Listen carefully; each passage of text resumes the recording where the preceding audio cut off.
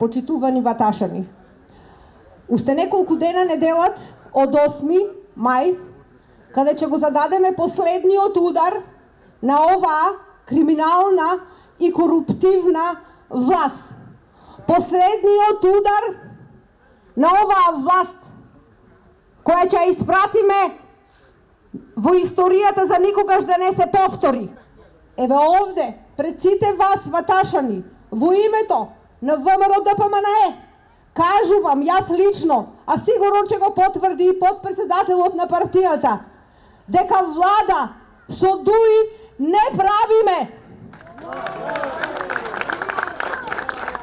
После 8 мај ќе ги испратиме да одат во опозиција и по тоа длабока опозиција. А оние од ДУИ, како Артан Груби и други, ќе заминат во шутка. Деновиве гледам како нашите политички опоненти дошле доаѓале овдека во Ваташа да снимаат кратки спотови на патеката околу Моклиште, а и не ме чуди ако во наредните 3 дена, колку што ни остануваат до изборите, направат видео како се поклонуваат и на споменикот на 12 ваташки младинци. Како не им е срам? Ајде образ што немаат, туку нели им е грев да се играат со чувствата на Ваташа? Па откако го изгласаа бугарскиот договор пред 2 години, ја заобиколуваа Ваташа баш оние кои денеска доаѓаат да бидат и да бараат поддршка од вас. Почитувани ваташани, јас и мојот подпредседател Александар Николовски, кој е носител на нашата победничка листа, сме директни сведоци на кои закани, уцени и кои притисоци ги имавме за да го прифатиме бугарскиот договор и историско Ваташа да остане во заборавот и на забот на времето. Ние знаевме со какви емисари од странство си имавме работа. Ние знаеме низ какви притисоци бевме условувани.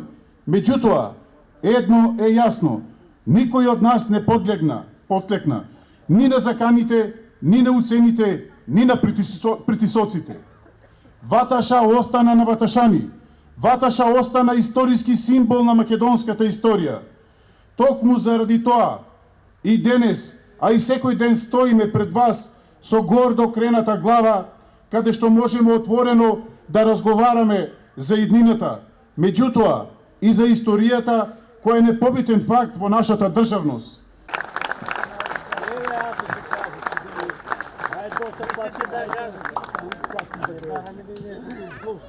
Добро вечер, Ваташа, добро вечер, ваташани. Тука нема градоначалник и подпредседатели, сите си исти. Револуција!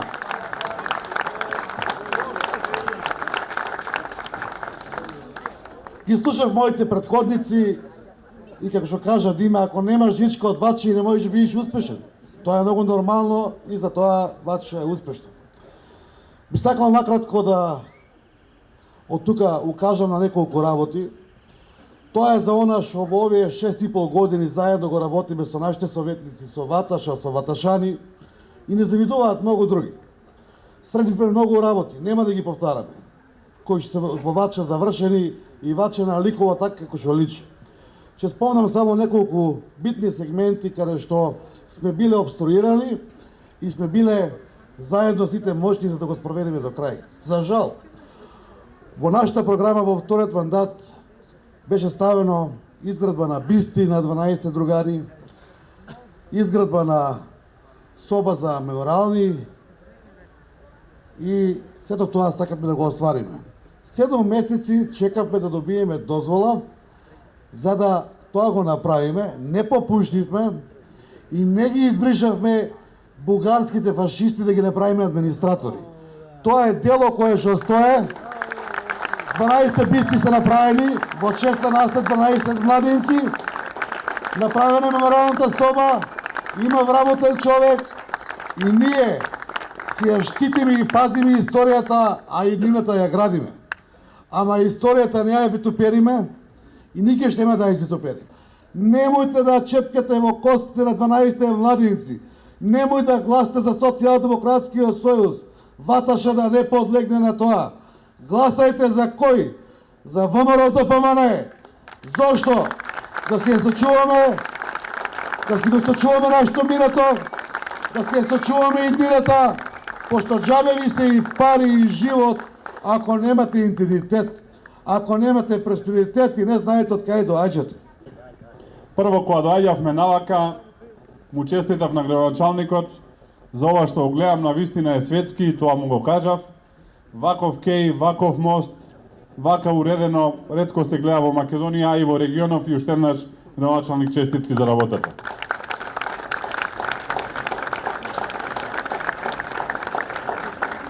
Сакам да ви кажам една приказна која што вие веројатно добро ја знаете и е дел од она што се вика фамилиарни истории и традиции овдека, но е тесно поврзана со битката која што ја водиме,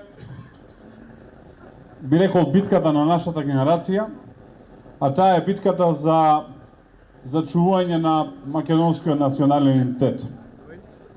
За жал, ние се доведовме во ситуација во третата декада, а ништо чудно и во четвртата и во петата декада на 21. век, да водиме битка за зачувување на македонскиот национален идентитет, затоа што за жал владата на Република Македонија потпиша прво на 1. август 2017 година така наречен договор за пријателство и добрососедство со Бугарија, кој што не е нити за пријателство, нити за добрососедство, а потоа во јули 2022 година да го надгради со така наречениот француски предлог.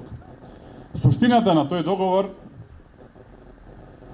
е прифаќање на бугарското гледиште на македонската историја, македонската култура, македонската традиција, македонската самобитност и македонскиот јазик.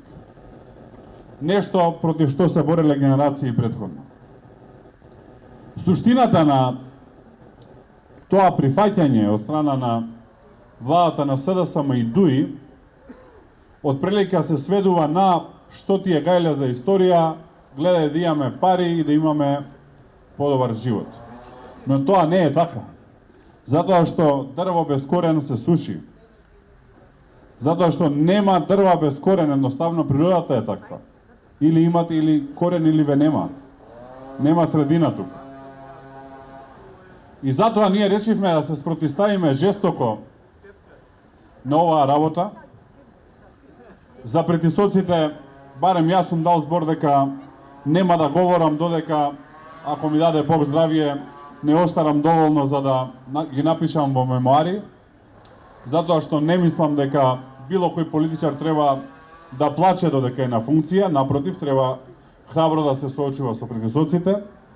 Но ќе ми дозволите само да му честитам на Зоран Јованчев за оно што го издржа овие години во собранието, беше под страшен притисок. Зоран, честитам.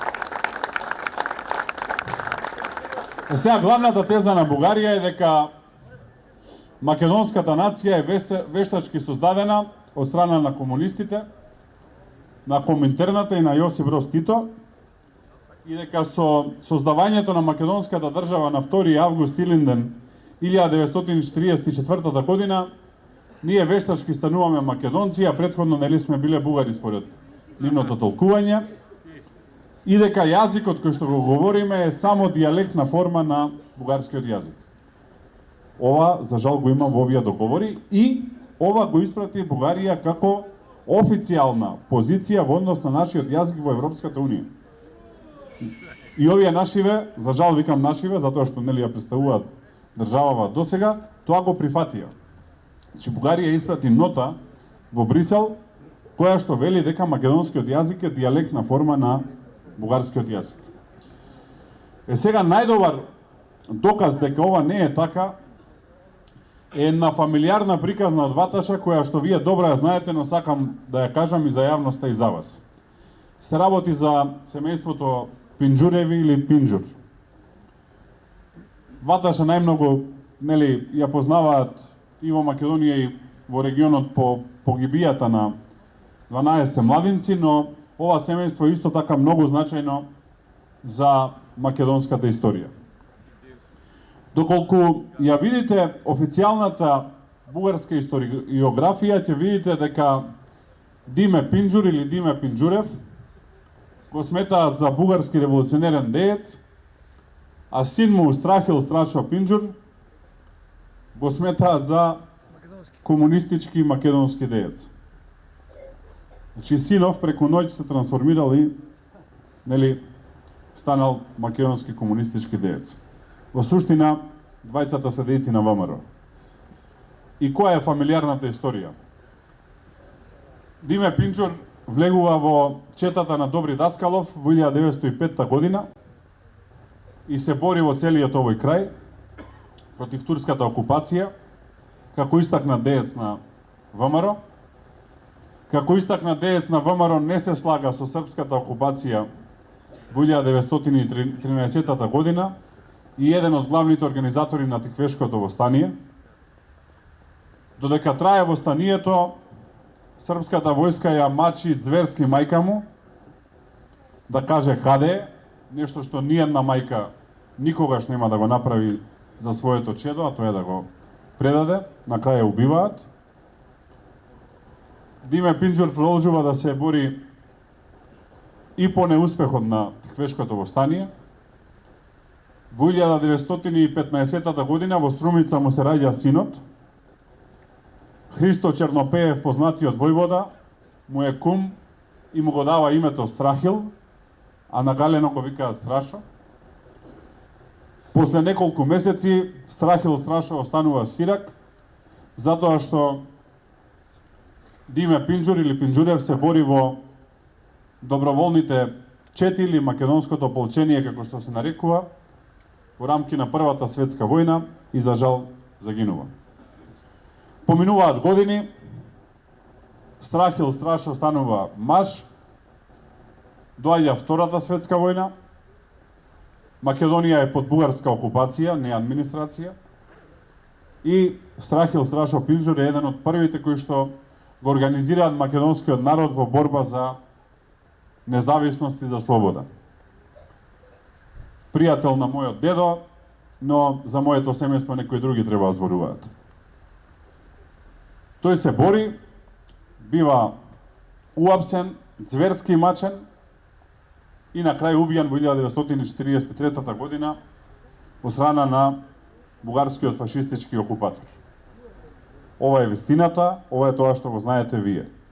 Ова семејство е најдобар доказ дека македонците имаат корен, дека имаат историја, дека знаат кои се и дека македонската национално-ослободителна борба не почнува во Втората светска војна, туку почнува во средината на 19 век и има јасна политичка историја и има јасен политички континуитет. Почнува со двете востанија. Почнува со двете востанија кои што биваат по формирањето на Санстефанска Бугарија, против која што нормално се бори населението овдека. Тоа се Разловечкото и Крестенското востание, или популарно наречени македонски востанија во 1877 и 78 година. Продолжува преку силна ајдучка активност, па формирањето на ВМРО 1893 година во Солун, па Илинденското востание 1903 и едно континуирано востание кое што многумина сакаат да го заборават од 1905 до Балканските војни.